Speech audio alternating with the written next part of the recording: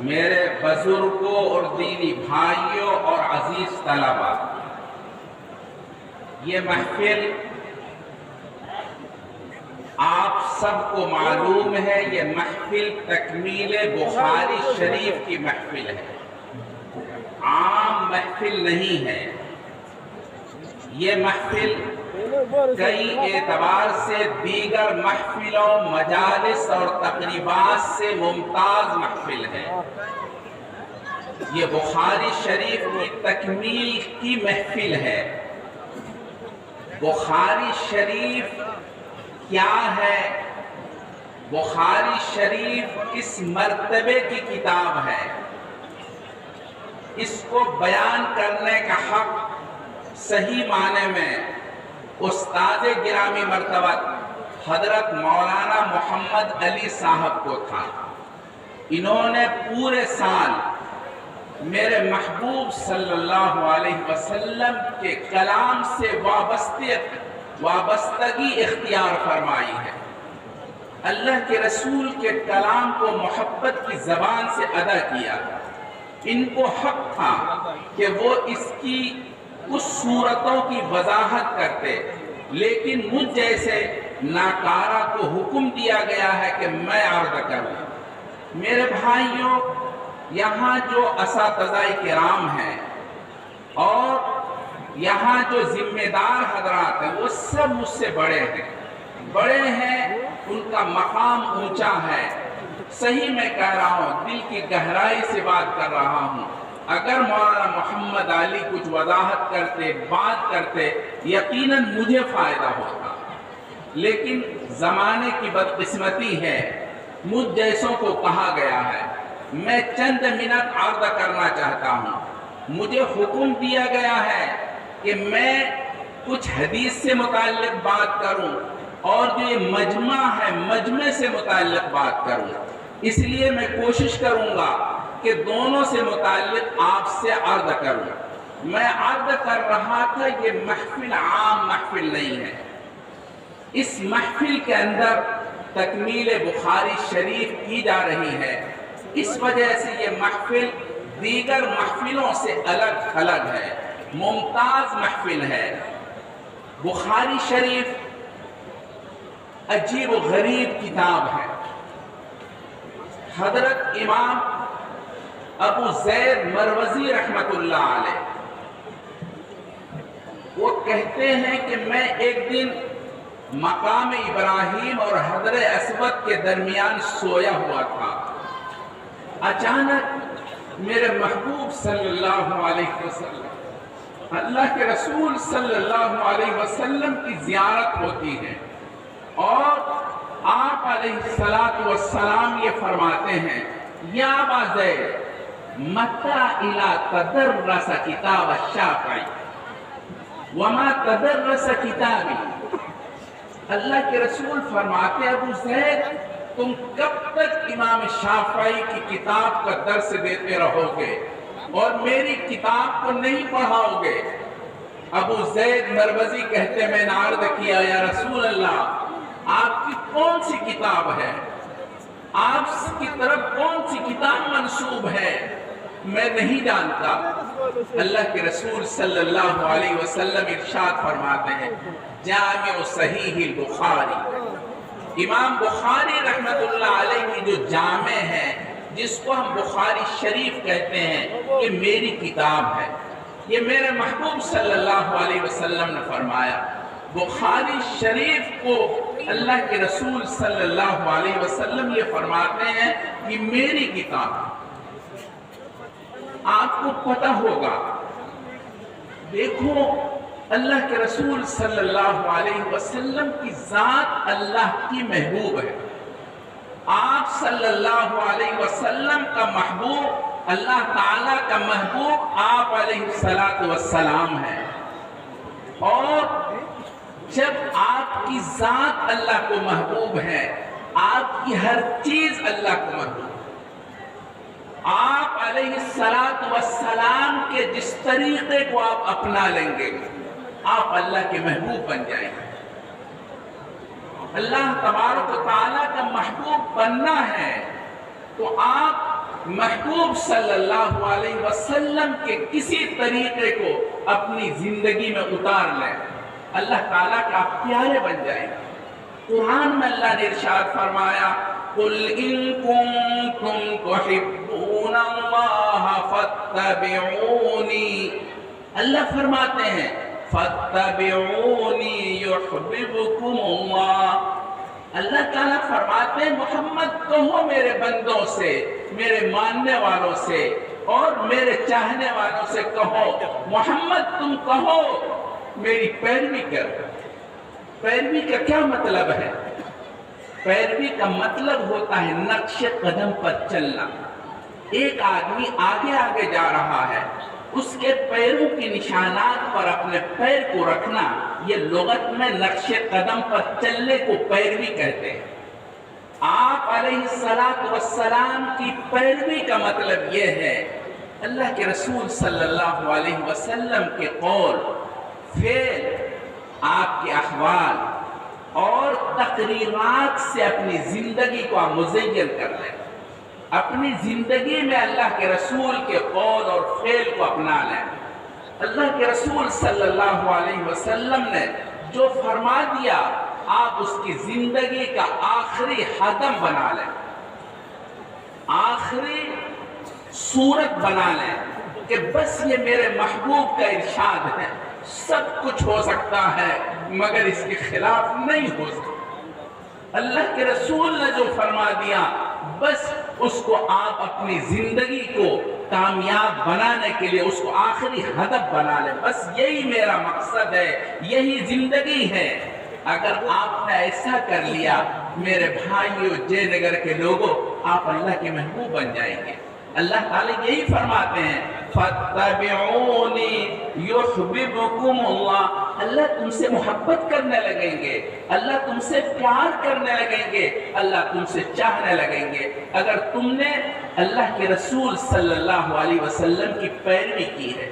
میرے محبوب نے ارشاد فرمایا من تمسک بسنتی من احبنی فقط من احب سنتی فقد احبنی ومن احبنی کان معی فی الجنہ، اللہ کے رسول فرماتے ہیں جس نے میری سنت سے پیار کیا، میری سنت کی پیروی کی، اس نے مجھ سے پیار کیا، اور جس نے مجھ سے پیار کیا وہ میرے ساتھ جنت میں چلا جائے گا۔ آپ صلی اللہ علیہ وسلم عجیب ارشاد فرماتے ہیں، اللہ تعالیٰ کہتے ہیں میرے محبوب کی پیروی کرو، تم سے میں محبت کروں گا۔ اللہ کے رسول کی سنت کو چاہے آپ جو بھی سنت ہو، قول کی شکل میں، فعل کی شکل میں، عمل کی شکل میں، احوال کی شکل میں، اللہ تعالیٰ آپ سے پیار کرنے لگیں گے، اللہ تعالیٰ آپ سے محبت کرنے لگیں گے۔ یہ فرماتے ہیں اللہ کے رسول کی سنت پر عمل کرنے والا کامیاب بامراد ہو جائے گا۔ ایک صحابی ہیں حبشہ کے رہنے والے، آپ علیہ السلام کی خدمت میں حاضر ہو کر ایمان سے مشرف ہوتے ہیں، ایمان لاتے ہیں۔ ایمان لانے کے بعد آپ صلی اللہ علیہ وسلم کی ایک ایک چیز کو غور سے دیکھتے ہیں اور اپنی زندگی کا محور بناتے ہیں، اپنی زندگی کا مقصد بناتے ہیں۔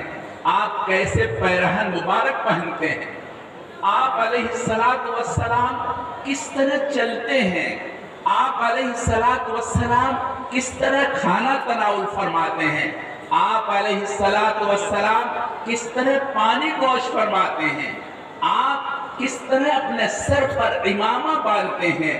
یہ امامہ میرے محبوب کی سنت ہے دوستو۔ آپ علیہ السلام اپنے سر میں پگڑی باندھتے تھے۔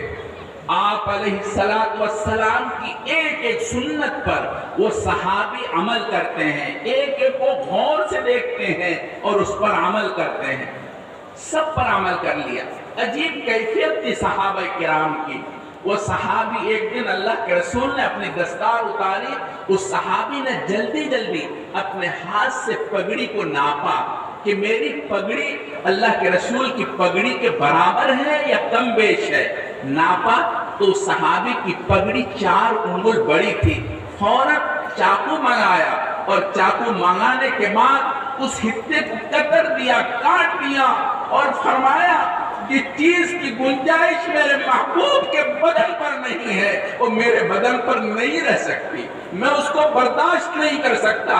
اللہ کے رسول صلی اللہ علیہ وسلم کی ایک ایک چیز کو اس طرح پرکھتے، غور کرتے اور اس پر عمل پیرا ہوتے ہیں۔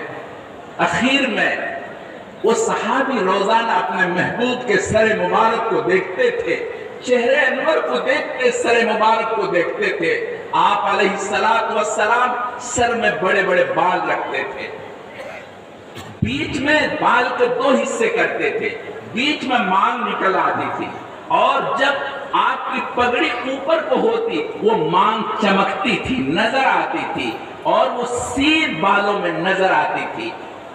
وہ صحابی روزانہ اللہ کے رسول کی اس کیفیت کو دیکھتے، اس حال کو دیکھتے، دیکھنے کے بعد اپنے دل میں تڑپتے، راتوں کو اللہ سے فریاد کرتے، یا اللہ میں نے اپنے محبوب کی ساری سنتوں کو اپنا لیا ہے، مگر یہ جو بال کی سنت ہے، حبشہ کے رہنے والوں کے سروں میں بال بڑے گھنے ہوتے ہیں، بہت سخت بال ہوتے ہیں، بال کے اس کے حصے نہیں کیے جا سکتے، بال میں کنگھی نہیں ہو سکتی، ایسے بال ہوتے ہیں۔ اگر آپ نے دیکھا ہو، میں حبشہ میں نے خود جا کر دیکھا ہے، وہ سر میں بال رکھ نہیں پاتے، سر کے بالوں پھٹاتے ہیں، استورا چلواتے ہیں، لیکن وہ صحابی روزانہ یہ تمنا کرتے، اللہ سے فریاد کرتے، مگر ان کو کوئی شکل سمجھ میں نہیں آتی۔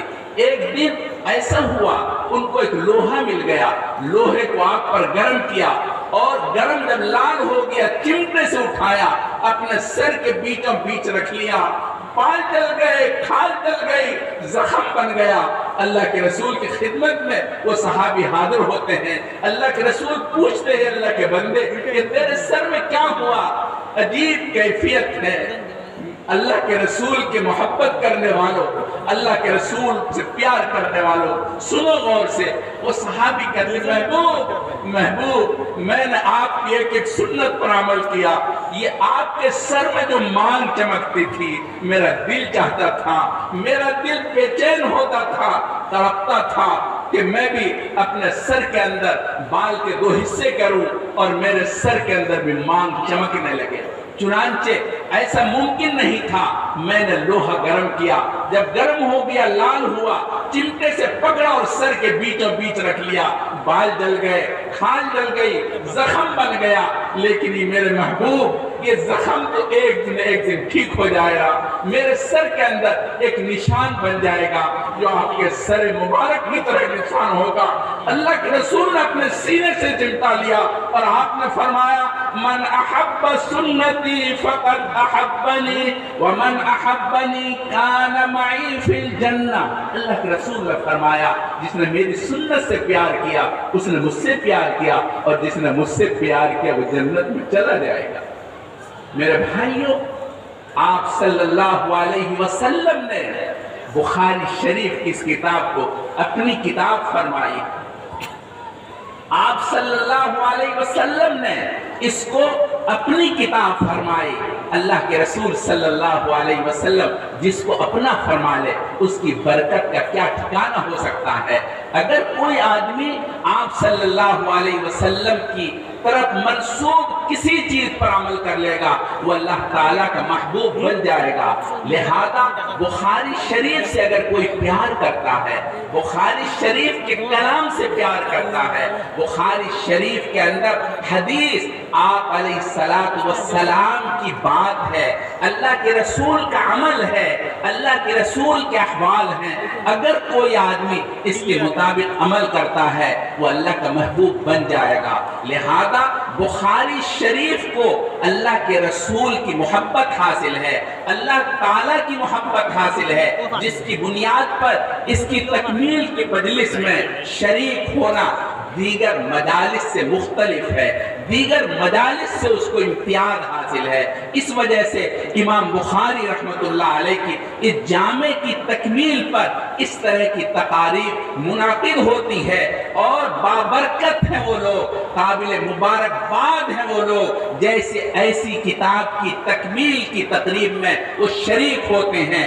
اور امام بخاری رحمت اللہ علیہ کی یہ کتاب وہ ممتاز کتاب ہے جس کتاب کو کعبے کے اندر، کعبہ ایک تو مسجد حرام ہے، مسجد حرام کے اندر وہ گھر ہے، حجاج جا کے دیکھتے ہیں جس کو کعبہ کہتے ہیں، جس کے اوپر کالا سا پردہ پڑا رہتا ہے آج کل، اس کعبے کے اندر اللہ تعالیٰ کی کتاب کے علاوہ کوئی کتاب نہیں پڑھی گئی ہے۔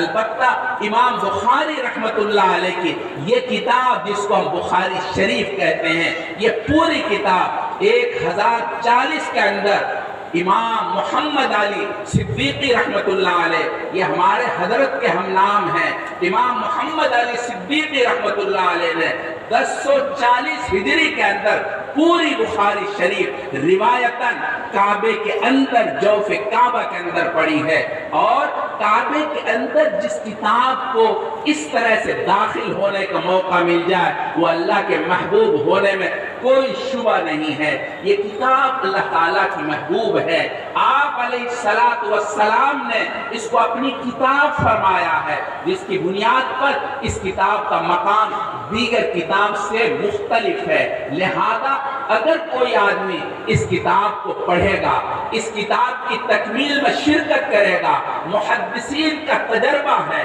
علماء امت کو قبولیت حاصل ہے، اگر اس کتاب کو کوئی شخص پڑھ کر اللہ تبارک تعالیٰ سے دعا کرے گا، اللہ تعالیٰ اس کی دعائیں قبول کرتے ہیں، اللہ تعالیٰ اس کی دعاؤں کو رد نہیں کرتے۔ آپ سب کے سب قابل مبارکباد ہیں کہ آپ نے ایسی کتاب کی تکمیل کے اندر شرکت فرمائی ہے۔ میں عرض کر رہا تھا آپ علیہ السلام کے کسی بھی چیز پر، چاہے قول پر، چاہے حال پر، چاہے آپ کے عمل پر عمل کر لیا، آپ اللہ تعالیٰ کے محبوب بن جائیں گے۔ آپ علیہ السلام کی سنت، آپ علیہ السلام کا طریقہ یہی حدیث کے پڑھنے اور پڑھانے کا مقصد ہے۔ آپ علیہ السلام کے طریقے کو اپنانا یہ حدیث کے پڑھنے پڑھانے کی غرض ہے۔ الاقتداء بہدی النبی صلی اللہ علیہ وسلم، آپ علیہ السلام کے طریقے کو اپنانا، آپ کے طریقے پر چلنا، یہ حدیث کے پڑھنے اور پڑھانے کا مقصد ہے۔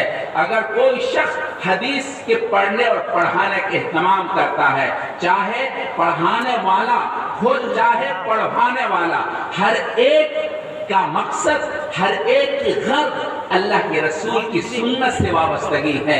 میرے دوستو، اگر آپ نے اللہ کے رسول کی سنت سے وابستگی اختیار کی، یعنی اللہ کے رسول کی سنت کو اپنی زندگی میں اتارا، اپنی زندگی کا مقصد بنایا، آپ اللہ کے رسول کے محبوب ہیں اور اللہ تعالیٰ کے محبوب ہیں۔ قرآن کریم کی آیت کے اندر جو ابھی میں نے پڑھی تھی، اس میں اللہ تعالیٰ یہی فرماتے ہیں فَاتَّبِعُونِي يُحْبِبْكُمُ اللَّهُ، اللہ تعالیٰ تم سے پیار کرنے لگیں گے۔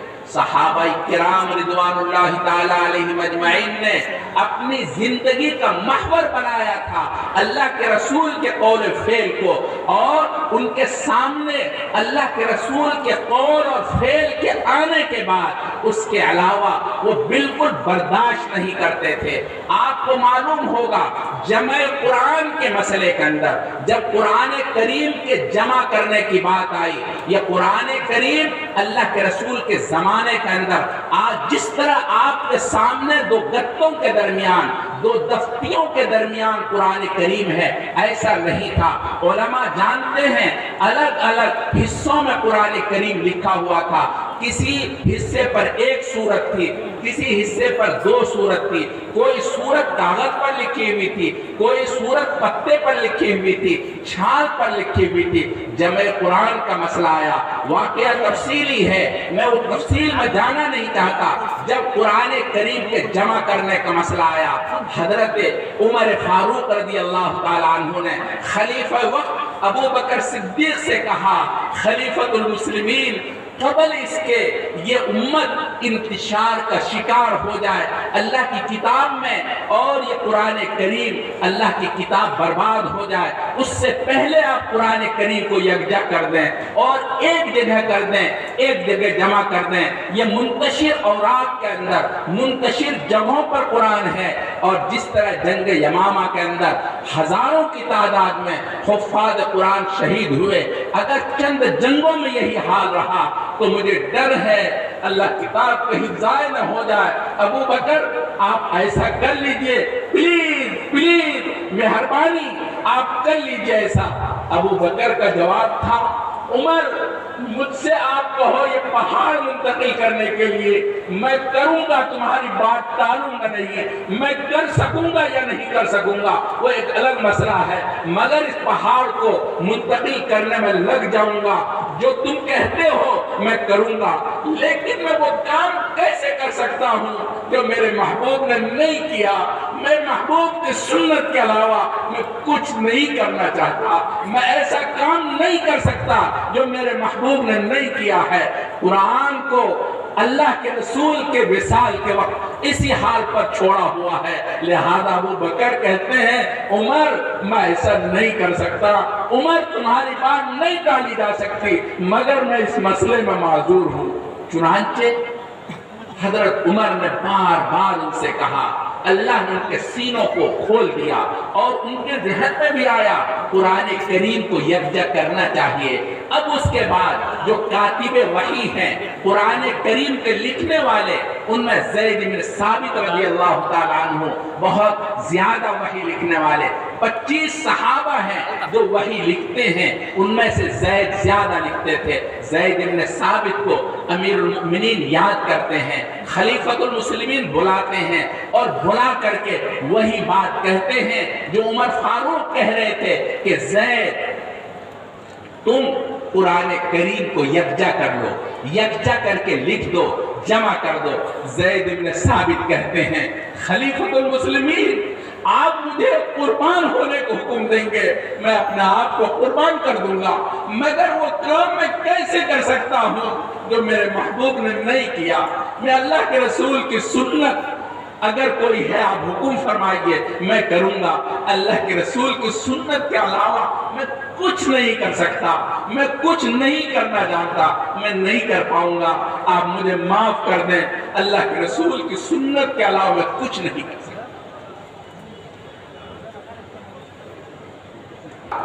صحابہ کرام رضوان اللہ تعالی علیہم اجمعین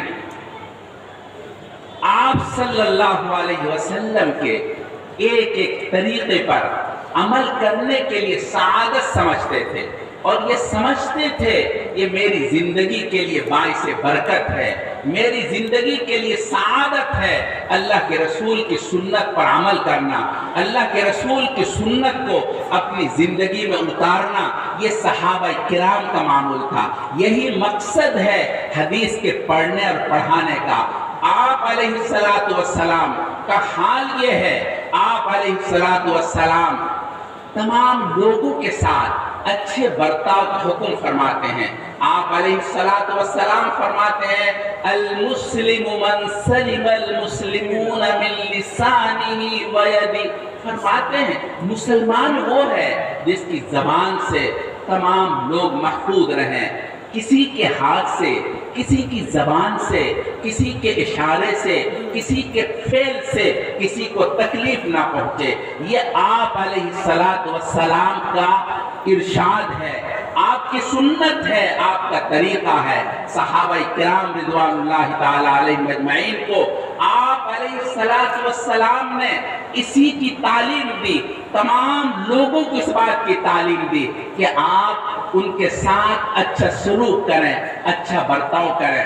فرمایا اگر آپ کا پڑوسی ہے تو پڑوسی کو ہرگز تکلیف نہ پہنچائیں۔ آپ صلی اللہ علیہ وسلم نے فرمایا پڑوسی میں کوئی بھی ہو، ہمارا اپنا بھائی، سگا بھائی، سگے بھائی کے علاوہ دوسرے بھائی، اپنا ہو، غیر مسلم ہو، سب کے ساتھ اچھا برتاؤ کرنے کے لیے آپ نے فرمایا۔ اور یہی نہیں، میرے محبوب صلی اللہ علیہ وسلم نے صرف یہی نہیں فرمایا، یہ فرمایا دیکھو دیکھو اگر کوئی جانور ہے، اگر تم نے جانور کو تکلیف پہنچائی، تمہیں قیامت کے دن اللہ کے سامنے حساب دینا پڑے گا۔ ایک دن ایک اونٹ آپ کے پیروں میں آ کے سر رکھ دیتا ہے، اور سر رکھ کر کے آپ صلی اللہ علیہ وسلم سے یہ شکایت کرتا ہے، میرا مالک مجھے پیٹ بھر کر کھانا نہیں دیتا اور میری پشت پر بوجھ بہت ڈالتا ہے، جس کی وجہ سے میں پریشان ہوں۔ اللہ کے رسول صلی اللہ علیہ وسلم اونٹ کے مالک کو بلاتے ہیں اور یہ کہتے ہیں، تمہارا اونٹ یہ شکایت کر رہا ہے کہ تم کھانا پیٹ بھر نہیں دیتے ہو اور ان کے اوپر بوجھ زیادہ لاتے ہو، بار برداری زیادہ کرتے ہو، لہذا تمہیں ایسا نہیں کرنا چاہیے۔ آپ علیہ السلام نے سمجھایا اور یہ فرمایا، قیامت کے دن تم سے تمہارے جانوروں کے بارے میں سوال ہوگا۔ اگر تم نے جانوروں پر ظلم کیا ہے تو تمہیں اس کے ظلم کا جواب دینا ہوگا۔ میرے بھائیوں، اسلام ایسا جامع مذہب ہے، اپنوں کے ساتھ حسن سلوک کا حکم کرتا ہے، غیروں کے ساتھ حسن سلوک کا حکم کرتا ہے، حتیٰ کہ انسان تو انسان جانوروں کے ساتھ بہتر کارروائی کا حکم کرتا ہے، بہتر برتاؤ کا حکم کرتا ہے۔ الغرض میں عرض یہ کر رہا تھا، اسلام کے اندر سارے لوگوں کے لیے خوبی ہے، دلچسپی کی چیز ہے۔ اسلام یہ بھی کہتا ہے، دیکھو کسی پر ظلم مت کرنا، اگر تم نے کسی پر ظلم کیا، ناانصافی کی ہے، تم دنیا کے اندر کچھ بھی کر سکتے ہو، مگر ایک دن سب کو مرنا ہے، یہ موت آنی ہے، یہ دور ختم ہوگا، اور مرنے کے بعد تمہارے سامنے اللہ کے سامنے حاضری ہوگی اور تمہیں تمہارے ظلم کا بدلہ دینا ہوگا۔ اور فرمایا، بطر سزا ہے مظلومہ کے ہنگامے دعا کردن، اجابت در حق بہر استقبال بھی آیت۔ جب مظلوم کی زبان سے آہ نکلتی ہے، مظلوم کی زبان سے آہ نکلتی ہے، وہ سیدھی آہ ڈائریکٹ اللہ کی بارگاہ میں پہنچتی ہے۔ ایک گڑیا تھی جو فرعون کے محل کے کنارے رہتی تھی اور ان کا گھر جھوپڑا تھا، جھوپڑی میں رہتی تھی۔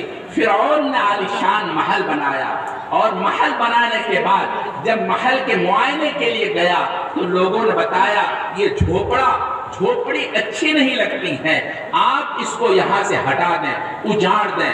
فرعون کو اپنے نشے میں چور تھا، فوراً حکم دیا کہ اس گھر کو اجاڑ دیا جائے۔ وہ ضعیفہ گڑیا اس وقت گھر میں نہیں تھی، باہر سے جب آئی دیکھا میرا گھر اجڑا ہوا ہے، اس نے اللہ کے سامنے، اپنے پروردگار کے سامنے فریاد کی، اے اللہ تو دیکھ رہا ہے، یہ ظالم اپنی حکومت کے نشے میں چور، اس نے میرے گھر کو اجاڑ دیا۔ اے اللہ تو دیکھ رہا ہے، میں تو نہیں تھی لیکن تو تو موجود تھا، تو دیکھ رہا تھا، تو نے کیسے برداشت کیا، اس ظلم کو کیسے برداشت کیا۔ اے اللہ، میں یہ کہتی ہوں، میں دیکھنا یہ چاہتی ہوں، تو اس ظلم کا کیا بدلہ لیتا ہے اور اس ظلم کو کیسے برداشت کر سکتا ہے۔ اس گڑیا کی آہ بارگاہ تک پہنچی ہے، اور پہنچنے کے بعد اللہ تعالیٰ نے اسی وقت اس محل کو زمین بوس کر دیا، وہ زمین میں محل دھس گیا اور ختم ہو گیا۔ حضرت شیخ زکریا رحمت اللہ علیہ نے اس واقعے کو فضائل اعمال میں ذکر کیا ہے۔ میں عرض یہ کر رہا تھا کہ ظالم کے ظلم کو اللہ کبھی برداشت نہیں کر سکتا۔ کوئی بھی آدمی ہو، اگر وہ ظلم کرتا ہے، اللہ تعالیٰ اس کو اسی دنیا کے اندر سزا دیتے ہیں۔ حدیث کے اندر میرے محبوب صلی اللہ علیہ وسلم نے یہ بھی فرمایا، اگر کوئی آدمی ظلم کرتا ہے، حتیٰ کہ بیٹا اگر ماں پر ظلم کرتا ہے، باپ پر ظلم کرتا ہے، اللہ تعالیٰ اسی بھری دنیا کے اندر بیٹے کو سزا دے گا اور اسی دنیا کے اندر اس کو اس ظلم کا بدلہ چکھنا ہوگا۔ الغرض میں عرض یہ کر رہا تھا، میرے محبوب صلی اللہ علیہ وسلم کی سنت یہ ہے کہ اسلام ایک جامع مذہب ہے۔ اللہ کے رسول صلی اللہ علیہ وسلم نے فرمایا، اپنے بھائیوں کے ساتھ حسن سلوک کرو، کوئی بھی ہو۔ اسی طرح سے میرے محبوب صلی اللہ علیہ وسلم نے فرمایا، انزل الناس منازلہم، لوگوں کو اس کے مرتبے کے اعتبار سے برتاؤ کرو۔ اگر آپ کے سامنے ڈی ایس پی آ گیا، ایس پی آ گیا، ڈی ایم آ گیا یا کوئی بڑا آ گیا تو آپ اس کا احترام کریں اور اس کے ساتھ اچھا برتاؤ کریں، ان کو عزت دے، سامان دے اور ان کے ساتھ حسن سلوک کا برتاؤ کریں۔ یہ اسلام کی خوبی ہے، میرے محبوب صلی اللہ علیہ وسلم کی تعلیمات ہے۔ میرے محبوب صلی اللہ علیہ وسلم نے اس طرح فرمایا۔ ہمارے اسلام کے اندر سب کے ساتھ اچھے سلوک کا حکم ہے، اپنوں کے ساتھ، غیروں کے ساتھ، پڑوسیوں کے ساتھ، غیروں کے ساتھ ظلم بالکل روا نہیں ہے اور ظلم کو اسلام جائز نہیں کہتا۔ اللہ تعالیٰ نے یہ حکم دیا ہے، اگر تم میرے محبوب کی کسی سنت پر عمل کرو گے انشاءاللہ ثم انشاءاللہ تم اللہ کے محبوب بن جاؤ گے، اللہ کے محبوب بن جاؤ گے، اللہ تعالیٰ کے محبوب بن گئے۔ پھر میرے بھائیوں، جے نگر کے لوگوں، پھر کیا کہنا؟ پھر تو آپ کامیاب بامراد ہیں اور دنیا میں بھی کامیاب ہیں اور آخرت کے اندر بھی کامیاب ہیں۔ لیکن دوستو یاد رکھیے، اللہ تبارک و تعالیٰ کہ یہاں کامیابی اس پر موقوف ہے کہ آپ اپنے محبوب کی سنت کو اپنی زندگی میں اتاریں، اپنی زندگی کے اندر روشنی دیں۔ اگر آپ نے اپنے محبوب کی سنت پر عمل کیا تو آپ کی زندگی کا نور آئے گا، اور اگر آپ نے ایسا نہیں کیا تو آپ کی زندگی اندھیرے میں ہے، آپ کی زندگی کے اندر روشنی نہیں ہے۔ اگر آپ روشن زندگی چاہتے ہیں اپنے محبوب صلی اللہ علیہ وسلم کی سنت پر عمل کرنے کی کوشش کریں۔ یہی قرآن کریم کہتا ہے فَاتَّبِعُونِي يُحْبِبْكُمُ اللَّهُ۔ جمال گنبد خضرا کہاں سے لاؤ گے؟ جمال گنبد خضرا کہاں سے لاؤ گے؟ جمال گنبد خضرا کہاں سے لاؤ گے؟ نبی سے ہٹ کر اجالا کہاں سے لاؤ گے؟ نبی سے ہٹ کر اجالا کہاں سے لاؤ گے؟ ہزار بار پکارو اذان دنیا میں، ہزار بار پکارو اذان دنیا میں، مگر بلال کا لہجہ کہاں سے لاؤ گے؟ مگر بلال کا لہجہ کہاں سے لاؤ گے؟ نبی کے دین پر مٹنے کی بات کرتے ہو، نبی کے دین پر مٹنے کی بات کرتے ہو، مگر حسین کا کلیجہ کہاں سے لاؤ گے؟ مگر حسین کا کلیجہ کہاں سے لاؤ گے؟ جمال گنبد خضرا کہاں سے لاؤ گے؟ نبی سے ہٹ کر اجالا کہاں سے لاؤ گے؟ اگر اپنی زندگی میں آپ اجالا چاہتے ہیں، روشنی چاہتے ہیں، یہ چاہتے ہیں آپ کی زندگی کامیاب، بابرکت اور رحمت والی زندگی ہو جائے، اپنے محبوب کی سنت کو اپنی زندگی میں اتار لو، اللہ کے رسول کی کسی سنت کو اتار لو، آپ یقین مانو دوستو آپ کی زندگی تابناک ہو جائے گی، آپ کی زندگی لوگوں کے نزدیک بابرکت ہو جائے گی، لوگوں کے نزدیک آپ محبوب بن جائیں گے۔ اللہ تبارک و تعالیٰ کی محبوبیت کی علامت یہ ہوتی ہے لوگوں کی نظروں میں وہ محبوب بن جاتے ہیں۔ اللہ کے رسول کی سنت کو اپنا کر دیکھو، اللہ کے رسول کی سنت کے اپنانے کے نتیجے میں لوگوں کے نزدیک وہ بندہ محبوب بن جاتا ہے۔ سیدنا شیخ الاسلام مولانا حسین احمد مدنی رحمت اللہ علیہ اللہ کے رسول کی سنت کے عاشق ہیں، اللہ کے رسول کی سنت کے گرویدہ ہیں۔ آپ علیہ السلام کی ایک ایک سنت کو اپنی زندگی میں اتارتے ہیں۔ ایک مرتبہ مولانا حسین احمد مدنی رحمت اللہ علیہ کہ دانت میں تکلیف ہو گئی، تکلیف سے بے چینی تھی، لوگوں نے بتایا کہ حضرت آپ لونگ منگا کر کے لونگ چبا لیں، دانت کی تکلیف دور ہو جائے گی۔ آپ نے ایک بندے سے کہا لونگ لے کے آؤ، وہ لونگ لے آئے، لونگ لائے 4۔ اللہ کے رسول صلی اللہ علیہ وسلم کی سنت حضرت شیخ الاسلام یاد دلاتے ہیں۔ مولانا مدنی کہتے ہیں ارے اللہ کے بندے تم 4 لونگ کیوں لے آئے؟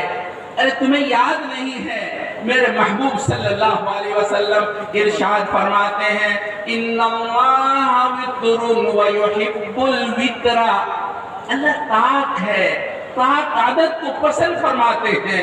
تم 4 کیوں لے آئے؟ 5 لاتے، 3 لاتے، اور کہا نہیں میں 4 برداشت نہیں کر سکتا، جاؤ جا کر کے 1 اور لے کے آؤ۔ 5 لوگ معمولی چیز کے اندر اللہ کے رسول کی سنت کو، اللہ کے رسول کے شہدائی چاہتے ہیں۔ ایک چیز کے اندر حضرت مولانا حسین احمد مدنی رحمت اللہ علیہ مدینہ منورہ کے اندر 18 سال تک حدیث کا درس دیا ہے، اور پھر دارالعلوم دیوبند کے اندر بھی حدیث شریف بخاری شریف کا درس دیتے ہیں۔ اخیر سال کے اندر درس زیادہ ہوتا تھا، پوری رات آپ سبق پڑھاتے تھے۔ ایک شاگرد نے کہا حضرت آپ دھیرے دھیرے بولتے ہیں، اگر آپ تیز بولا کریں تو سبق کی مقدار بڑھ جائے گی، سبق زیادہ ہو جائے گا، آپ علیہ السلام کا یہ کلام جلدی پورا ہوگا۔ مولانا حسین احمد مدنی رحمت اللہ علیہ نے عجیب بات فرمائی۔ آپ کے حضرت مولانا محمد علی صاحب یہ ماشاءاللہ پڑھاتے ہیں، انہوں نے سنا ہوگا، میں نے ٹیپ کی مدد سے حضرت شیخ الاسلام رحمت اللہ علیہ کا درس سنا ہے۔ حضرت اس طرح پڑھاتے ہیں کتاب المغازی، مغازی جمع ہے مغزہ کی، ٹھہر کر انتہائی دھیرے دھیرے۔ جب اس طالب علم نے کہا حضرت آپ تیز بولا کریں، اس پر شیخ الاسلام کہتے ہیں بیٹا ایسا نہیں ہو سکتا، اور تم کیا سمجھتے ہو میں بتکلف آہستہ بولتا ہوں؟ نہیں، میں نے مشق کی ہے اور اپنے محبوب صلی اللہ علیہ وسلم کی سنت کو اپنانے کی کوشش کی ہے۔ آپ علیہ السلام تکلم، آپ علیہ السلام تکلم فرماتے تھے، ٹھہر کر بولا کرتے تھے، دھیرے دھیرے بولا کرتے تھے، اور اس طرح بولتے تھے ایسا حضرت عائشہ نقل کرتی ہیں ایک جملہ ایسا لگ کرتے تھے ہر شخص آپ کی بات کو پوری طرح سمجھتا تھا اور سمجھنے کے قابل ہوتی تھی، اس طرح آپ بات کیا کرتے تھے۔ شیخ الاسلام مولانا حسین احمد مدنی رحمت اللہ علیہ آپ دیدہ آنکھوں سے کہتے ہیں کہ ایسا نہیں ہو سکتا، یہ تو میں نے اپنے محبوب کی سنت کو اپنانے کے لیے کوشش کی ہے، بڑی مشق کے بعد اس پر میں قادر ہو سکا ہوں کہ میں ایک لفظ کو ٹھہر کر بولتا ہوں۔ عزیز بچے ایسا نہیں ہو سکتا، میں اسی طرح سے سبق پڑھاؤں گا چاہے جتنے دن لگ جائے، مگر میں اپنے محبوب کی سنت کے خلاف نہیں کر سکتا۔ آپ علیہ السلام کی سنت کو اتارو دوستو، آپ علیہ السلام کی سنت پر عمل کرنے کی کوشش کرو، آپ کی زندگی تامناک ہو جائے گی، آپ کی زندگی میں انقلاب آ جائے گا، آپ کی زندگی کے اندر روشنی آ جائے گی۔ حضرت شیخ الاسلام مولانا حسین احمد مدنی رحمت اللہ علیہ چمن کے اندر ببول کا پیڑ لگاتے ہیں، کیکر کا پیڑ لگاتے ہیں۔ کیکر سمجھتے ہیں آپ لوگ؟ ببول سمجھتے ہو بھائی لوگ؟ ہاں ببول کہتے ہیں، ببول جس میں کانٹے ہوتے ہیں بڑے بڑے۔ شیخ الاسلام مولانا حسین احمد مدنی رحمت اللہ علیہ چمن کے اندر ببول کا پیڑ لگاتے ہیں۔ لوگ سوال کرتے ہیں حضرت لوگ چمن کے اندر پھول لگاتے ہیں، چمپا لگاتے ہیں، چمیلی لگاتے ہیں، گلاب باغونا لگاتے ہیں، گلاب لگاتے ہیں، آپ چمن کے اندر کے کانٹے کا درخت لگا رہے ہیں؟ کانٹے کا درخت، ببول کا درخت، کیکر کا درخت، اس سے کانٹے چبھیں گے۔ شیخ الاسلام مولانا حسین احمد مدنی رحمت اللہ علیہ کیا کہتے ہیں؟ کہتے ہیں بھائیوں میں نے ببول کا درخت اس لیے لگایا ہے، میرے محبوب صلی اللہ علیہ وسلم نے کیکر کے درخت کے نیچے صحابہ سے بیعت رضوان لی ہے، میرے محبوب نے بیعت رضوان کیکر کے درخت کے نیچے لی ہے۔ یہ کیکر کا درخت چمن میں رہے گا، مجھے اللہ کے رسول کو وہ فعل یاد آتا رہے گا، میرے محبوب کی محبت میرے دل میں جاگتی رہے گی، میں نے اس لیے کیکر کا درخت لگایا ہے۔ شیخ الاسلام مولانا حسین احمد مدنی رحمت اللہ علیہ چمن کے اندر کیکر کا درخت لگاتے ہیں اور اللہ کے رسول کی محبت کو اپنے دل کے اندر معجزہ دیکھنا چاہتے ہیں۔ یہ ہے اللہ کے رسول سے عشق اور محبت، اللہ کے رسول صلی اللہ علیہ وسلم سے تعلق۔ جے نگر کے لوگوں، آسام کے لوگ اللہ کے رسول سے بڑے پیار کرتے ہیں، یہاں کے لوگوں میں دینداری ہے، یہاں کے لوگوں کے اندر الفت ہے، محبت ہے، یقیناً آپ لوگ ایسے ہی کرتے ہوں گے۔ میں نہیں جانتا یہاں کے لوگوں میں زیادہ میرا بھولنا بخنا نہیں ہے، لیکن میں یہ سمجھتا ہوں یقیناً آپ کو اللہ کے رسول سے عشق ہوگا۔ میں نے گرامی مرتبت استاد گرامی قدر حضرت مولانا سید ارشد مدنی سے پوچھا، میں نے کتاب میں پڑھا تھا کہ اللہ حضرت نے کیکر کا درخت لگایا، میں نے پوچھا تو حضرت نے فرمایا ہاں یہاں یہ درخت لگا ہوا تھا کیکر کا۔ حضرت نے تصدیق فرمائی کہ ہاں حضرت نے یہاں کیکر کا درخت لگایا تھا، اپنے چمن کے اندر کیکر کا درخت لگایا۔ اللہ کے رسول کی سنت سے ایسے پیار ہوتا ہے، ایسے عشق ہوتا ہے، مگر ہمارا حال کیا ہے؟ ہمارے بھارت کے اندر ایک شاعر گزرا ہے، جب ہمارا بھارت پورا ایک تھا، ہندوستان، پاکستان، بنگلہ دیش، یہ پورا ایک بھارت تھا، اس کے اندر ایک شاعر تھا۔ اس زمانے میں ہمارے بھارت کی زبان فارسی تھی، سرکاری زبان فارسی تھی، فارسی بولی جاتی تھی۔ ایران کی زبان بھی فارسی ہے، وہاں تو آج بھی فارسی بولی جاتی ہے، مگر ہمارے بھارت کے اندر فارسی اب نہیں ہے۔ الغرض اس وقت فارسی زبان تھی، فارسی بولی جاتی تھی، پڑھی جاتی تھی، لکھی جاتی تھی۔ ایک شاعر گزرا ہے، وہ نعت گو شاعر تھا اور بڑی زبردست نعت کرتا تھا، ایسی نعت کہتا تھا، اس کی نعت سن کر کے لوگ سرمستیاں کرنے لگتے تھے، جھومنے لگتے تھے، ناچنے لگتے تھے، رقص کرنے لگتے تھے، ایسی نعت کہتا تھا۔ انہوں نے ایک نعت لکھی، وہ نعت ایران پہنچ گئی، ایران کے شعراء نے جب وہ نعت پڑھی، ایران کے شعراء رقص میں آ گئے، ناچنے لگے اور یہ کہنے لگے یہ کیسا شاعر ہے، کیسے اللہ کے رسول کی عشق میں ڈوب کر یہ نعت کہتا ہے۔ چلو اس شاعر کی صحبت اختیار کرنی چاہیے، یہ اللہ کے رسول کی محبت میں ڈوبا ہوا شاعر ہے، چلو اس کے پاس چل کر کے اسی طرح سے ملنا چاہیے۔ ایک وفد ایران سے چل پڑا، اس شاعر سے ملنے کے لیے، نام میں جانتا ہوں، جان کے نام نہیں لوں گا، اس شاعر سے ملنے کے لیے ایران کا وفد آیا، دلی آیا، وہ دلی میں رہتا تھا، فارسی جو شاعر تھا اور حکومت کا شاعر تھا، چنانچہ دلی آیا اور دلی آنے کے بعد سیدھا وہ شاعر کے گھر پہنچا۔ گھر پہنچنے کے بعد پوچھا فلاں کہاں ہے، نام لے کر گھر والوں نے بتایا وہ نائی کے پاس گیا ہوا ہے۔ وہ سیدھے نائی کے پاس پہنچے، نائی کے پاس جانے کے بعد پوچھا تم میں فلاں کون ہے؟ وہ نائی کے پاس بیٹھ کر کے اپنی داڑھی صاف کروا رہا تھا، داڑھی منڈوا رہا تھا۔ کہا یہ ہے جو نائی کے پاس بیٹھ کر کے اپنی داڑھی کو صاف کروا رہا ہے۔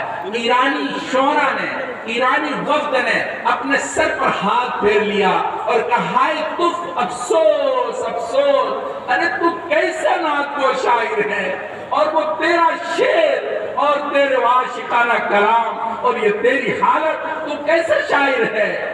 وہ شاعر کیا کہتا ہے سنو، فارسی کے اندر کہتا ہے من ریش می تراشم لیکن دلے کسے نمی تراشم۔ ہاں میں اپنی داڑھی منڈوا رہا ہوں، داڑھی نہیں چھیل رہا ہوں، داڑھی منڈوا رہا ہوں، کسی کا دل نہیں دکھاتا۔ اسلام میں دل دکھانا سخت منع ہے، ایذا پہنچانا سخت منع ہے۔ میں ایذا نہیں پہنچا رہا ہوں بلکہ میں اپنی داڑھی منڈوا رہا ہوں۔ ایرانی شعراء نے پھر سر پر ہاتھ مارا، ہے افسوس، ہے افسوس، ارے تو کس کو تکلیف دے گا، کس کی دل کو دکھائے گا، ارے تو لیکن دل رسول اللہ صلی اللہ علیہ وسلم می تراشی، ارے تو محبوب صلی اللہ علیہ وسلم کے دل کو چھلی چھلی کر رہا ہے، تو دل کو دکھی کر رہا ہے، دل کو تکلیف پہنچا رہا ہے۔ لوگوں، جو لوگ اللہ کے رسول کی سنت کو اس طرح پامال کرتے ہیں، اپنے ہاتھوں سے محبوب کی سنت کو برباد کرتے ہیں، اور اپنے آپ کو اگر عاشق رسول کہتے ہیں، وہ دھوکے میں نہ رہیں، دھوکے میں نہ رہیں۔ دوستو، اللہ کے رسول کے دل کو تکلیف پہنچانے والا شخص ہے۔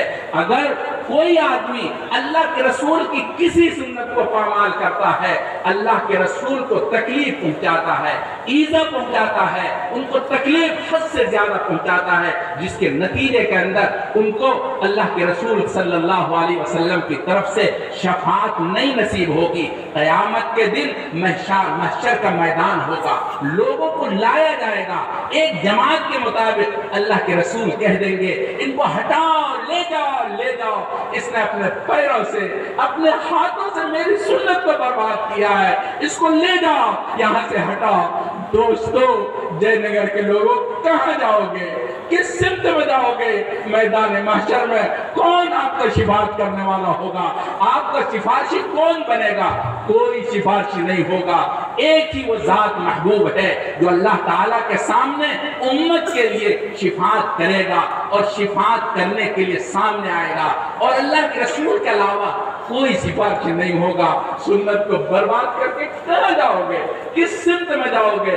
اگر آپ کو اپنے رسول سے پیار ہے، اللہ کے رسول کی سنت سے محبت ہے، اللہ کے رسول کی سنت کی قدر کرو، اپنی زندگی میں اتارو، اپنوں کے ساتھ انصاف کرو، غیروں کے ساتھ انصاف کرو، اپنوں کے ساتھ اچھا برتاؤ کرو، غیروں کے ساتھ اچھا برتاؤ کرو۔ یہ اسلام کا طریقہ ہے، میرے محبوب صلی اللہ علیہ وسلم کی سنت ہے۔ اگر اس کے خلاف آپ نے کیا، اللہ کے رسول قیامت کے دن آپ کا مد مقابل بن جائے گا اور آپ کو کوئی راہ نہیں ملے گی۔ اس لیے میرے بھائی، میں عرض یہ کر رہا تھا، بخاری شریف میرے محبوب صلی اللہ علیہ وسلم کی کتاب ہے۔ اگر اللہ کے رسول کی کتاب ہے، اس سے پیار کرنے والا اللہ کے رسول سے پیار کرنے والا ہوگا، اور اللہ کے رسول سے پیار کرنے والا اللہ تعالیٰ کا پیارا بن جائے گا۔ اللہ تعالیٰ نے یہی فرمایا، فَاتَّبِعُونِي يُحْبِبْكُمُ اللَّهُ۔ میرے بھائیو، بات لمبی ہوتی جا رہی ہے، اور حضرت کی وجہ سے یہ بات لمبی ہو رہی ہے۔ حضرت یہ بیٹھ کے اشارہ کر رہے ہیں، خیر بات لمبی ہوتی جا رہی ہے۔ یہ تو میں گزارش آپ سے کر رہا ہوں، بہت درد کے ساتھ گزارش کرتا ہوں، جے نگر کے لوگوں، اللہ کے رسول سے پیار کرو، اللہ کے رسول کی سنت سے پیار کرو۔ اللہ تبارک و تعالیٰ آپ سے پیار کرنے لگیں گے، آپ سے محبت کرنے لگیں گے۔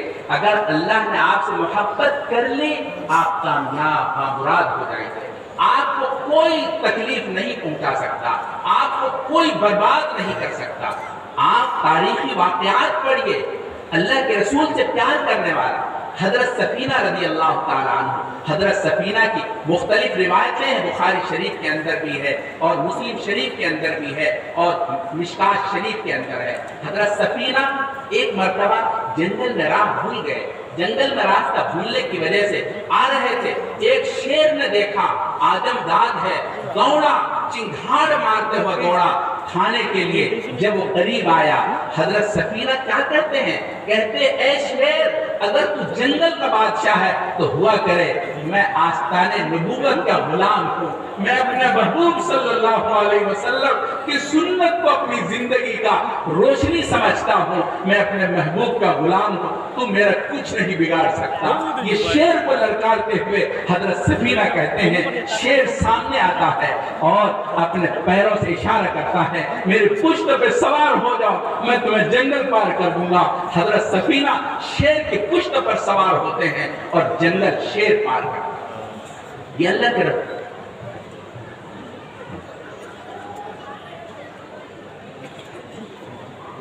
حضرت بس اب بات میں یہ کہہ رہا تھا، دوستو، جے نگر کے لوگوں، اللہ کے رسول کی سنت پر عمل کرو۔ بات مجھے کرنی تھی حدیث سے متعلق، اور کلام کرنا تھا सनद से मुताल्लिक बातें करनी थी, कुछ और बात बन गई कुछ और। हो सकता है इसी में खैर हो, अल्लाह की मुक़द्दर हो।